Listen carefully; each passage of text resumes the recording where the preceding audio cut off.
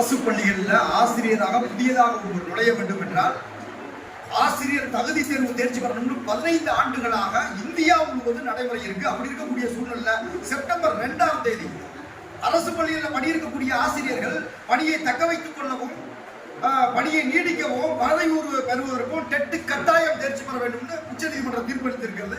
உள்ளபடி அந்த தீர்ப்பை நாங்கள் வரவேற்கிறோம். இந்த சூழ்நிலையில் ஆசிரியருக்கு தனி தகுதி தேர்வு நடத்த வேண்டும் என்றதோ அல்லது ஆசிரியர் தகுதி தேர்வு மதிப்பெண்ணை குறைப்பது என்று சொல்வது, பாடத்திட்டம் குறைப்பது என்று சொல்வது வன்மையாக கண்டிக்கிறோம். டெட் அப்படின்னா டீச்சர் எலிஜிபிலிட்டி டெஸ்ட், அதைத்தான் வைக்கணும். Teacher escape test, TET escape test அல்ல, டீச்சர் எலிஜிபிலிட்டி டெஸ்ட். தகுதியான ஆசிரியர் நியமிக்கணும்.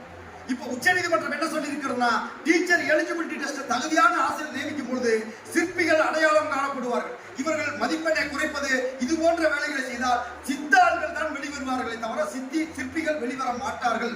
ஆசிரியர் தப்பிப்பதற்கான தேர்வாக இருந்தால் அது உண்மையாக ஆசிரியர் தகுதி தேர்வை நீர்த்து போகக்கூடிய ஒரு செயலாக போயிடும்.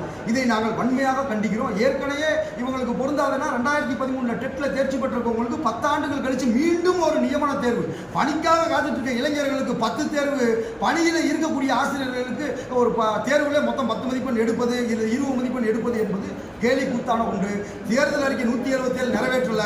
எங்கள் தொகுப்புதிய அடிப்படையிலாவது எங்கள் வாழ்வாதாரத்தை காத்திடுங்க அப்படின்னு சொல்லி இந்த நேரத்தில் மாண்புமிகு பள்ளிக்கல்வித்துறை அமைச்சர் அவர்களுக்கு கோரிக்கை வைக்கிறோம். நிச்சயமாக அந்த தனி சிறப்பு தகுதி தேர்வு என்பது ஒரு சரியான ஒரு ஆசிரியரை அடையாளம் காட்டாது.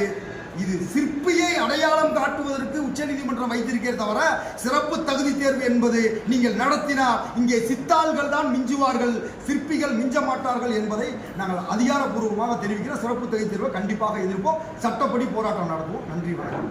மா இளங்கோவன், மாநில தலைவர், 2013 டெட் நலச்சங்கம்.